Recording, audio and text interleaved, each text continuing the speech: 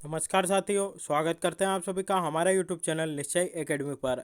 आज के इस वीडियो में 17 अक्टूबर का जितना भी महत्वपूर्ण हमारा मध्य प्रदेश का करंट अफेयर्स बन सकता है और मध्य प्रदेश की एग्जाम से रिलेटेड जितना भी महत्वपूर्ण करंट अफेयर्स बनेगा उसको आज के इस वीडियो में हम डिस्कस करेंगे। तो वीडियो में लास्ट तक बने रहिएगा। साथ ही आपकी जानकारी के लिए यहाँ पर बता दें कि मध्य प्रदेश पुलिस कांस्टेबल की ऑफलाइन बैचेस हमारे द्वारा स्टार्ट कर दी गई है। अगर इन्हें भी आप ज्वाइन करना चाहते हैं तो दिए गए नंबरों पर जो है आप हमसे कॉन्टेक्ट कर सकते हैं। तो चलिए सबसे शुरू में यहाँ पर आपको बता देते हैं कि आज का हमारा सेशन किस टाइप से रहेगा। तो सबसे पहले आज का जो मध्य प्रदेश का करंट अफेयर्स है उसको हम यहाँ पर डिस्कस करने वाले हैं। उसके बाद एमपी एग्जाम से रिलेटेड नेशनल और इंटरनेशनल लेवल का जितना भी महत्वपूर्ण करंट अफेयर्स बनता है उसको डिस्कस करेंगे और सबसे लास्ट में कल के करंट अफेयर्स का एक बार क्विक रिविजन करेंगे। तो इस प्रकार जो है हमारा आज का सेशन रहेगा। तो चलिए शुरुआत करते हैं आज के इस सेशन की और सबसे पहले आज का मध्य प्रदेश का करंट अफेयर्स डिस्कस कर लेते हैं। तो मध्य प्रदेश के करंट अफेयर्स से हमारा यहाँ पर पहला क्वेश्चन है कि इंदिरा गांधी राष्ट्रीय मानव संग्रहालय में जाइका का शुभारंभ किया गया है। तो यहाँ पर क्वेश्चन है कि ये जो जाइका है यह क्या है। चार ऑप्शन है, भोजन, प्रदर्शनी, नया भवन या उपरोक्त में से कोई नहीं। तो राइट आंसर आपका बनता है वह बनता है भोजन। जाइका जो है आपका भोजन है और इसका हाल ही में शुभारंभ इंदिरा गांधी राष्ट्रीय मानव संग्रहालय जो कि आपका मध्य प्रदेश की राजधानी भोपाल में स्थित है वहां पर इसका शुभारंभ किया गया। चलिए देख लेते हैं इससे जुड़ी कुछ महत्वपूर्ण जानकारी। तो इंदिरा गांधी राष्ट्रीय मानव संग्रहालय भोपाल द्वारा संग्रहालय भ्रमण पर आने वाले दर्शकों की मांग पर भील जनजाति के पारंपरिक भोजन कार्यक्रम जायका की शुरुआत की गई है। दो क्वेश्चन यहाँ से बनेंगे। जायका की शुरुआत कहाँ पर हुई है, तो इंदिरा गांधी मानव संग्रहालय भवन में हुई है। साथ ही ये जो जायका है यह क्या है, तो आपका भोजन है या जो भील जनजाति है उसका पारंपरिक भोजन कार्यक्रम है।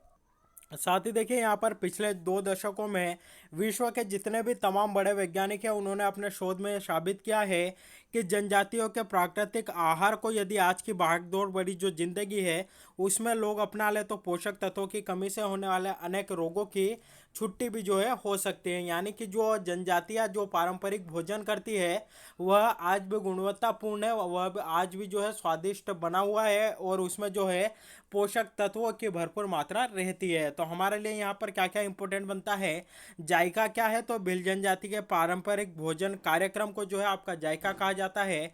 और इसकी शुरुआत आपकी कहाँ पर हुई, तो इंदिरा गांधी राष्ट्रीय मानव संग्रहालय भोपाल में जो है इसकी शुरुआत की गई है। जो भी पर्यटक यहाँ पर आएंगे उसके लिए इंदिरा गांधी राष्ट्रीय मानव संग्रहालय की यहाँ पर बात करें कहाँ पर स्थित है, आपका भोपाल में स्थित है।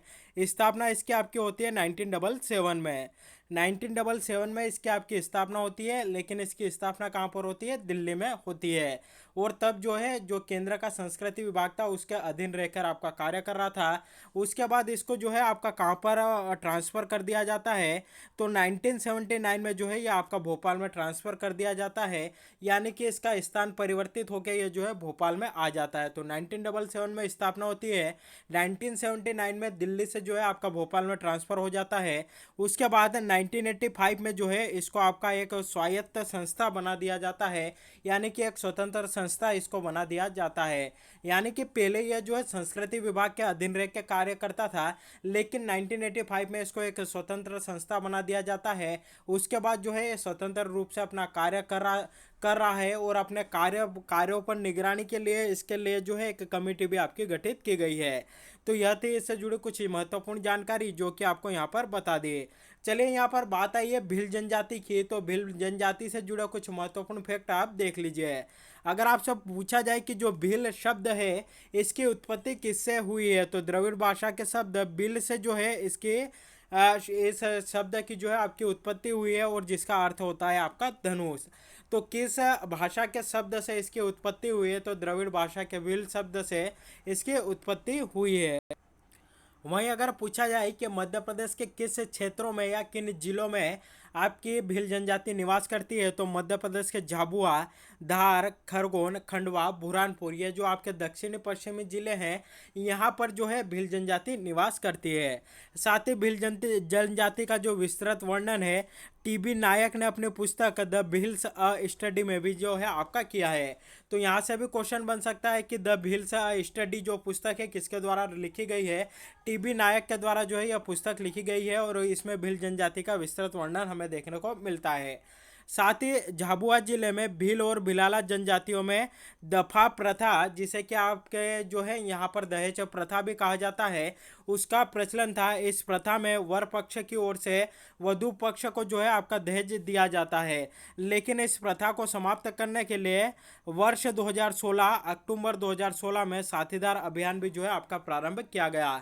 तो सीधा सीधा क्वेश्चन पूछेगा कि साथीदार अभियान का संबंध किससे है, तो यह जो है आपका दहेज प्रथा से जुड़ा हुआ है। और किस क्षेत्र की दहेज प्रथा, किस क्षेत्र में दहेज प्रथा जो प्रचलित थी उसको समाप्त करने के लिए यह अभियान आपका चलाया गया। तो झाबुआ जिले में प्रचलित जो दहेज प्रथा है उसको समाप्त करने के लिए आपका चलाया गया अभियान का नाम था आपका साथीदार अभियान। किस जिले में चलाया गया? झाबुआ जिले में चलाया गया। तो यह थे अब कुछ महत्वपूर्ण फैक्ट जो कि हमारे लिए इंपॉर्टेंट बनते हैं। अगला क्वेश्चन है, मुख्यमंत्री शिवराज सिंह चौहान के द्वारा मध्य प्रदेश में लाडली लक्ष्मी योजना 2.0 शुरू की गई है, यानी कि यह जो योजना है कब शुरू की गई है। देखिए आपकी जानकारी के लिए यहाँ पर बता दें कि मध्य प्रदेश में लाडली लक्ष्मी योजना पहले से ही लागू है, वर्ष 2007 से ही लागू है, लेकिन अभी वर्तमान में मध्य प्रदेश में लाडली लक्ष्मी योजना 2.0 जो है आपकी शुरू की गई है। यानी कि जो पहले वाली योजना थी उसमें कुछ संशोधन करके और कुछ ऐड करके जो है आपका यह 2.0 लाडली लक्ष्मी योजना आपकी शुरू की गई है। तो कब शुरू की गई? तो इसका आपका जो राइट आंसर बनता है 14 अक्टूबर 2021 से मध्य प्रदेश में लाडली लक्ष्मी योजना 2.0 आपकी शुरू की गई है। चलिए देख लेते हैं इससे जुड़ी जानकारी। तो सीएम शिवराज सिंह चौहान ने 14 अक्टूबर को लाडली लक्ष्मी योजना 2.0 शुरू की है। प्रदेश में लाडली लक्ष्मी योजना 1 अप्रैल 2007 को जो है आपकी शुरू की गई थी। यह जो योजना है यानी कि लाडली लक्ष्मी योजना की जो लाभान्वित बालिकाएं हैं उनको अब कॉलेज में एडमिशन लेने पर 25,000 रुपये की जो है आपकी स्कॉलरशिप मिलेगी। इसके अलावा वो डॉक्टरी यानी कि एमबीबीएस, इंजीनियरिंग यानी कि बीई और भारतीय प्रबंधन संस्थान यानी कि आईआईएम और प्रौद्योगिकी संस्थान यानी कि आईआईटी में पढ़ने वाली लाडली लक्ष्मी की जो है पूरी फीस अब राज्य सरकार के द्वारा भरी जाएगी। तो इस प्रकार का संशोधन किया गया और कुछ नए जो है आपके इसमें प्रावधान ऐड किए गए हैं। तो ये प्रावधान भी आपके जो है पूछे जा सकते हैं। तो यह थी लाडली लक्ष्मी योजना 2.0। चलिए यहाँ पर बात आई है लाडली लक्ष्मी योजना की, तो इससे जुड़ी कुछ जानकारी आपको बता देते हैं। सबसे पहले यहाँ पर आपको बता दिया कि 1 अप्रैल 2007 से मध्य प्रदेश में इसकी शुरुआत होती है। इस योजना के अंतर्गत बालिका के जन्म से लेकर 5 साल तक 6-6 हज़ार रुपये की लाडली लक्ष्मी योजना निधि में जो है आपके जमा किए जाते हैं। यानी कि बालिका का जन्म हुआ, उसका रजिस्ट्रेशन करवाया लाडली लक्ष्मी योजना में, तब से लेकर 5 साल तक जो है आपका इस योजना के तहत 6-6 हज़ार जो है आपके यहाँ पर जिसने भी रजिस्ट्रेशन कराया है उसके जिसने रजिस्ट्रेशन कराया है उनके द्वारा जो है 6-6 हज़ार रुपये की राशि यहाँ पर दी जाती है। लेकिन जब यह बालिका होती है आपकी 6ठी कक्षा में प्रवेश लेती है तब उसे जो है 2,000 रुपये इस योजना के तहत मिलेंगे। और 9वीं में प्रवेश लेने पर जो है इसको 4,000 रुपये, और 11वीं में प्रवेश लेने पर 6,000 रुपये, और 12वीं में प्रवेश लेने पर 6,000 रुपये। यानी कि पहले तो हमें जमा करने होते हैं, लेकिन उसके बाद जो है राज्य सरकार समय समय पर जो है इस योजना के तहत बालिका को जो है लाभान्वित करती रहती है। और अब जो लाडली लक्ष्मी योजना ही है इसमें कॉलेजों में प्रवेश लेने पर 25,000 रुपये भी जो है आपके दिए जाएंगे। और अंतिम भुगतान के रूप में, यानी कि इस योजना के अंतर्गत कोई लड़की अगर लाभान्वित है तो उसका अंतिम भुगतान कब किया जाता है? तो उसके शादी के समय जो है उसको भुगतान किया जाता है। कितने का किया जाता है? 1,00,000 रुपये का किया जाता है। लेकिन यहाँ पर शर्त रखी जाती है कि उसकी जो उम्र होती है 18 साल से अधिक होनी चाहिए। अगर उसका विवाह उसकी आयु अगर 18 से कम होती है और उसका अगर विवाह हो जाता है तो वह जो है इस योजना के लिए आपकी पात्र नहीं होगी। तो यह थी इससे जुड़ी जानकारी। आशा करते हैं कि इसके प्रावधान आपको यहाँ पर समझ में आए होंगे। चलिए देखते हैं यहाँ पर अगला क्वेश्चन। अगला क्वेश्चन है, आईपीएल 14 के फाइनल में कोलकाता नाइट राइडर्स की ओर से खेलने वाले खिलाड़ी वेंकटेश का संबंध मध्य प्रदेश के किस जिले से है? तो हाल ही में आप सभी जानते हैं कि आईपीएल 14 का जो है फाइनल हुआ है चेन्नई सुपर किंग्स और कोलकाता नाइट राइडर्स के बीच में हुआ था। और इसमें जो कोलकाता नाइट राइडर्स के ओपनर थे जिनका नाम था वेंकटेश, तो यह जो है हमारे मध्य प्रदेश से संबंधित है।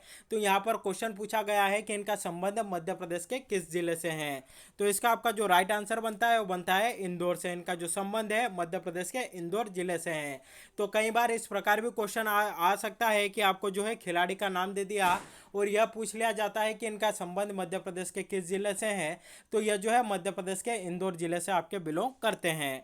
चलिए यहाँ पर बात आई है आईपीएल की, तो इससे जुड़ी कुछ महत्वपूर्ण जानकारियां यहाँ पर आपको बता देते हैं। अगर आपसे पूछा जाए कि आईपीएल का फुल फॉर्म क्या बनता है, तो इंडियन प्रीमियर लीग जो है आईपीएल का यहाँ पर आपका फुल फॉर्म बनता है। आईपीएल की शुरुआत किस वर्ष से होती है, तो वर्ष 2008 से इसकी शुरुआत होती है। वर्तमान में कौन सा सीजन था, तो वर्तमान में 14वां जो है आपका सीजन था। अगला क्वेश्चन बनेगा कि जो 14वें सीजन का जो फाइनल हुआ आपका कहाँ पर हुआ, दुबई में हुआ, और दुबई के स्टेडियम का क्या नाम था, तो दुबई अंतर्राष्ट्रीय क्रिकेट स्टेडियम में जो है ये आपका फाइनल हुआ था। किन दो टीमों के बीच में हुआ था, तो कोलकाता नाइट राइडर्स और चेन्नई सुपर किंग्स के बीच में जो है ये आपका मैच हुआ था। और इसमें विजेता कौन बनी है, तो चेन्नई सुपर किंग्स जो है आपकी विजेता बनी है। इसने जो है चौथी बार यह खिताब जीता है, यानी कि इसके पहले 3 बार और जीत चुकी है। कब कब जीती है, 2010 में जीता था, 2011 में जीता था, 2017 में जीता था, और चौथा जो है 2021 में इनके द्वारा जीत लिया गया है। तो कई बार इस प्रकार से भी क्वेश्चन आ सकता है कि सर्वाधिक बार किस टीम ने आईपीएल जो है आपका जीता है, तो अभी तक जो है मुंबई ने 5 बार जीता है, चेन्नई सुपर किंग्स जो है 4 बार जीत चुकी है, उसके अलावा कोलकाता नाइट राइडर्स जो है आपका 2 बार जीत चुकी है। तो यह थी इससे जुड़ी जानकारी। साथ ही क्वेश्चन यहाँ से भी बनेगा कि जो आईपीएल 14 का जो अभी सीजन कंप्लीट हुआ, इसमें ऑरेंज कैप यानी कि सर्वाधिक रन किसने बनाए हैं, तो ऋतुराज गायकवाड़ ने बनाए। और किस किस टीम के लिए खेलते हैं, तो ये आपके चेन्नई सुपर किंग्स के लिए खेलते हैं। वहीं पर्पल कैप यानी कि सर्वाधिक विकेट किसने लिए है, तो हर्षल पटेल ने लिए है। वहीं यहाँ पर सबसे महत्वपूर्ण क्वेश्चन बनेगा कि वर्तमान में आईपीएल के चेयरमैन कौन है, तो ब्रजेश पटेल जो है वर्तमान में आईपीएल के चेयरमैन है। तो यह थी आईपीएल से जुड़ी कुछ महत्वपूर्ण जानकारी। और अभी जो हमारा 14 सीजन कंप्लीट हुआ उससे जुड़ी जानकारी, क्योंकि इस प्रकार जो है क्वेश्चन कहीं ना कहीं एग्जाम में देखने को मिलते हैं, तो यह यहाँ पर आपको बता दिया। चलिए देखते हैं यहाँ पर नेशनल और इंटरनेशनल लेवल का आज का करंट अफेयर्स। पहला क्वेश्चन है, भारतीय बैंक संघ यानी कि आईबीए के नए अध्यक्ष है या चेयरमैन आपके कौन बने हैं। 4 ऑप्शन है, अतुल कुमार गोयल, आदर्श कुमार गोयल, रजनीश कुमार या उपरोक्त में से कोई नहीं। तो इसका आपका जो राइट आंसर बनता है वह बनता है अतुल कुमार गोयल को हाल ही में भारतीय बैंक संघ यानी कि आईबीए के नए चेयरमैन आपका बनाया गया है। चलिए यहाँ पर बात आई है इंडियन बैंक एसोसिएशन की, यानी कि यहाँ पर बात आई है भारतीय बैंक संघ की। तो इससे जुड़ी जानकारी यहाँ देख लीजिए। अगर पूछा जाए कि इंडियन बैंक्स एसोसिएशन की स्थापना आपकी कब होती है, तो 26 सितंबर 1946 में इसकी स्थापना होती है। इसका मुख्यालय कहाँ पर है, तो मुंबई में आपका मुख्यालय है। वर्तमान में अध्यक्ष आपको बता दिए अतुल कुमार गोयल जो है वर्तमान में इसके अध्यक्ष है। चलिए यहाँ पर बात आई है बैंकों की, तो बैंकों से जुड़े कुछ प्रमुख जानकारियां यहाँ पर आपको देख लीजिए। अगर आपसे पूछा जाए कि वर्तमान में भारत में सार्वजनिक क्षेत्र के कितने बैंक हैं, तो उनकी संख्या आपकी 12 है। यह जो है आपके दूसरे भी बैंक थे, पहले जो है इनकी संख्या जो है 20 के आसपास आपकी हुआ करती थी, लेकिन मर्ज होने के बाद इनकी संख्या जो है आपकी घटकर 12 हो गई। तो अगर आपसे पूछा जाए कि वर्तमान में भारत में सार्वजनिक बैंकों की संख्या कितनी है, तो आपकी 12 है। और जिनके लिए आरबीआई केंद्रीय प्राधिकरण है जो भारत में सभी बैंकिंग कार्यों का प्रबंधन करता है, यानी कि बैंकिंग कार्य के जो प्रबंधन का कार्य होता है किसके द्वारा किया जाता है, तो आरबीआई के द्वारा आपका किया जाता है। अगला क्वेश्चन बनेगा कि भारत का सबसे बड़ा केंद्रीय सरकारी बैंक या सार्वजनिक बैंक कौन सा है, तो वह है आपका एसबीआई यानी कि स्टेट बैंक ऑफ इंडिया। अगर आपसे पूछा जाए कि स्टेट बैंक ऑफ इंडिया की स्थापना कब होती है, तो 1955 में जो है आपकी इसकी स्थापना होती है। यहाँ पर गलती से 1995 टाइप हो गया। एसबीआई की जो स्थापना आपकी 1955 में इसकी स्थापना होती है। अगला क्वेश्चन बनेगा कि भारत का दूसरा सबसे बड़ा सरकारी बैंक कौन सा है, तो वह है आपका पीएनबी यानी कि पंजाब नेशनल बैंक है। और पंजाब नेशनल बैंक की स्थापना 1894 में आपकी होती है। अगला क्वेश्चन और बन सकता है कि भारत का तीसरा सबसे बड़ा सरकारी बैंक कौन सा है, तो वह है आपका bank of Baroda. Bank of Baroda जो है भारत का तीसरा सबसे बड़ा सरकारी बैंक है। तो पहला आपका एसबीआई हो गया, दूसरा पंजाब नेशनल बैंक हो गया, और तीसरा आपका बैंक ऑफ बड़ौदा हो गया। साथ ही देखिए यहाँ पर हमने बात की रिजर्व बैंक ऑफ इंडिया की, तो आपकी जानकारी के लिए बता दें कि रिजर्व बैंक की स्थापना 1 अप्रैल 1935 में होती है। इसका जो राष्ट्रीयकरण हुआ था 1949 में जो है आपका इसका राष्ट्रीयकरण हुआ था। इसका मुख्यालय कहाँ पर स्थित है? तो इसका जो मुख्यालय है आपका मुंबई में स्थित है।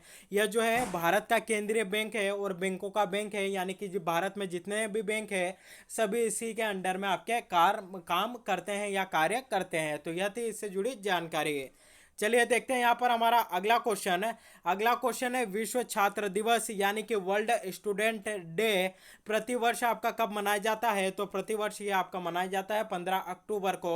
और 15 अक्टूबर को एक और शख्स की जयंती मनाई जाती है जिसे मिसाइल मैन ऑफ इंडिया कहा जाता है, जिनका नाम है डॉक्टर एपीजे अब्दुल कलाम। तो उन्हीं के जन्म दिवस पर प्रतिवर्ष विश्व छात्र दिवस या वर्ल्ड स्टूडेंट डे आपका मनाया जाता है। चलिए देख लेते हैं इससे जुड़ी जानकारी।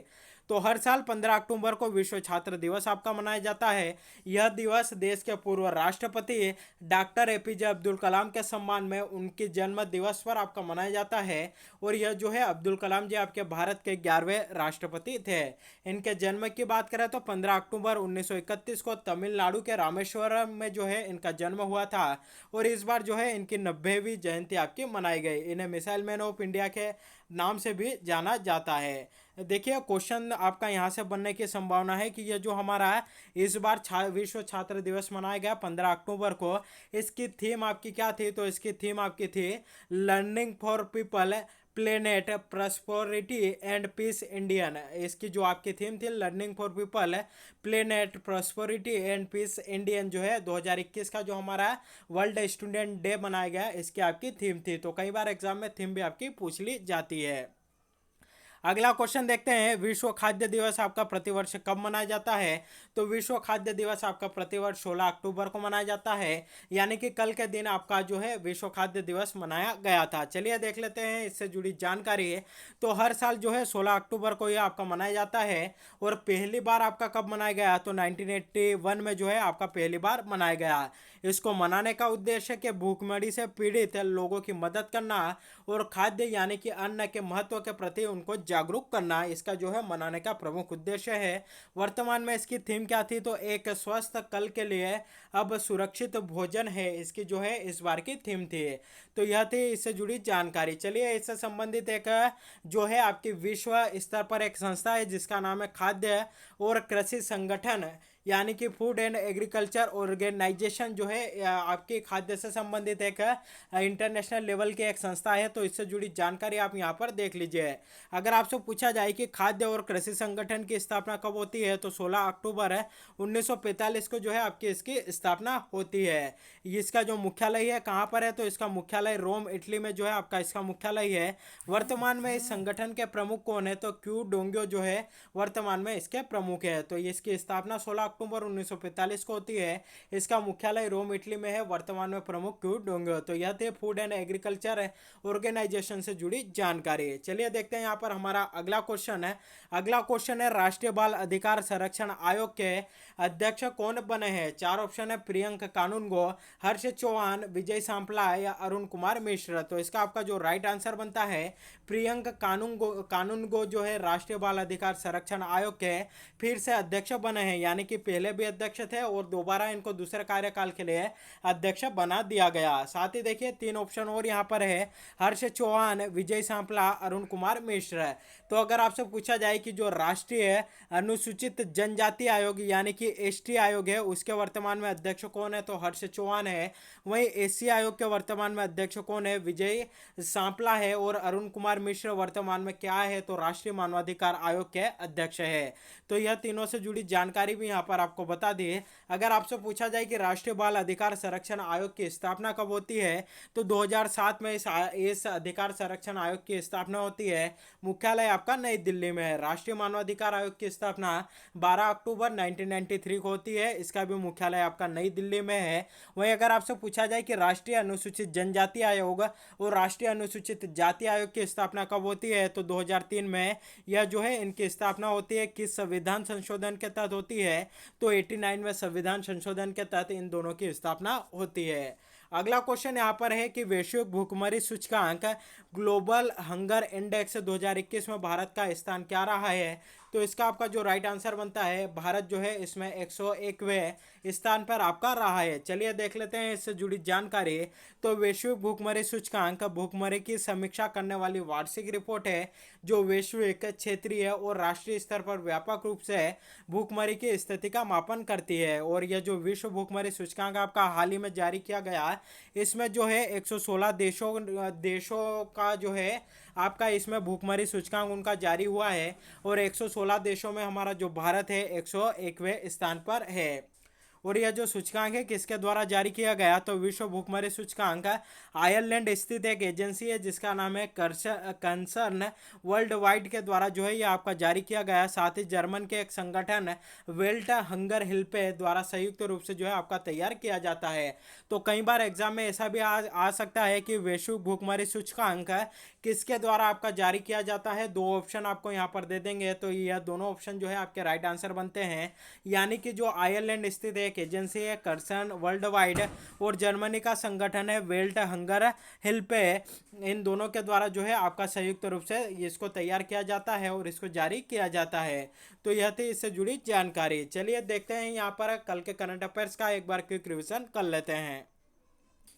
तो कल का पहला क्वेश्चन देखा था कि मध्य प्रदेश के नए महाधिवक्ता कौन बने हैं। तो इसका आपका जो राइट आंसर बनता है प्रशांत सिंह जो है मध्य प्रदेश के नए महाधिवक्ता बने हैं।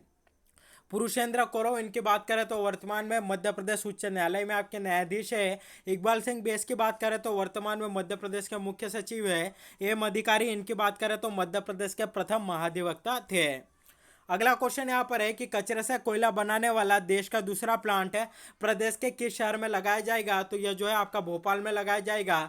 इसके लिए भोपाल नगर निगम और एनटीपीसी यानी कि नेशनल थर्मल पावर कॉरपोरेशन है, इन दोनों के बीच में आपका समझौता हुआ है। अगला एनटीपीसी से जुड़ी जानकारी देख लीजिए। 7 नवंबर 1975 में स्थापना होती है। नई दिल्ली में मुख्यालय है और वर्तमान में अध्यक्ष और प्रबंध निदेशक गुरदीप सिंह है। अगला क्वेश्चन है भारतीय खाद्य सुरक्षा एवं मानक प्राधिकरण के खाद्य सुरक्षा सूचकांक 2020-21 में मध्य प्रदेश की कौन सी रैंकिंग है, तो मध्य प्रदेश इसमें आपका 7वें स्थान पर है। अगला क्वेश्चन है मेरा घर मेरा नाम योजना किस राज्य सरकार के द्वारा शुरू की गई है, तो यह जो है पंजाब राज्य सरकार के द्वारा इसको शुरू किया गया। अगला क्वेश्चन है भारत पे के नए अध्यक्ष कौन बने हैं, तो राइट आंसर आपका यहाँ पर बनता है रजनीश कुमार जो है भारत पे के आपके नए अध्यक्ष बने हैं। अगला क्वेश्चन है अंतर्राष्ट्रीय ई कचरा दिवस आपका प्रतिवर्ष कब मनाया जाता है, तो यह आपका मनाया जाता है 14 अक्टूबर को। 14 अक्टूबर को जो है प्रतिवर्ष आपका अंतर्राष्ट्रीय ई कचरा दिवस यानी कि इंटरनेशनल ई वेस्ट डे आपका मनाया जाता है। अगला क्वेश्चन है वर्ल्ड स्टील एसोसिएशन के नए अध्यक्ष कौन बने हैं, तो संजय जिंदल जो है वर्तमान यह जो है वर्ल्ड स्टील एसोसिएशन के नए अध्यक्ष बनाए गए हैं। अगला क्वेश्चन जो कि कल का प्रश्न था, कल आपसे पूछा था कि मध्य प्रदेश से प्रकाशित होने वाला पहला समाचार पत्र निम्नलिखित में से कौन है, तो इसका आपका जो राइट आंसर बनता है वह बनता है ग्वालियर अखबार जो है मध्य प्रदेश से प्रकाशित होने वाला पहला समाचार पत्र है। तो कई बार एग्जाम में यह क्वेश्चन आया है। साथ ही अगर आपसे पूछा जाए कि हिंदी में प्रकाशित होने वाला, हिंदी भाषा में प्रकाशित होने वाला मध्य प्रदेश का पहला समाचार पत्र कौन सा है, तो वह है आपका मालवा अखबार। यह थी इससे जुड़ी जानकारी। चलिए आज का प्रश्न जिसका जवाब आपको हमें कमेंट करके बताना है वह है मध्य प्रदेश नाट्य कला अकादमी आपकी कहाँ पर स्थित है। 4 ऑप्शन है इंदौर, उज्जैन, भोपाल या जबलपुर। तो इसका जो भी राइट आंसर हो आप हमें कमेंट करके जरूर बताइएगा। आपकी जानकारी के लिए यहाँ पर और बता दें मध्य प्रदेश पुलिस कांस्टेबल के ऑफलाइन बैचेस हमारे द्वारा स्टार्ट कर दी गई है। अगर अभी तक आपने ज्वाइन नहीं किए और अगर आप ज्वाइन करना चाहते हैं तो दिए गए नंबरों पर आप जो है हमसे कॉन्टैक्ट कर सकते हैं। तो आज के लिए बस इतना ही। Thank you very much. Video को अधिक से अधिक लोगों तक शेयर करिएगा, वीडियो को लाइक करिएगा और इसी प्रकार के वीडियो अगर आप डेली चाहते हैं तो चैनल को अभी सब्सक्राइब जरूर करिएगा। तो आज के लिए बस इतना ही। Thank you very much.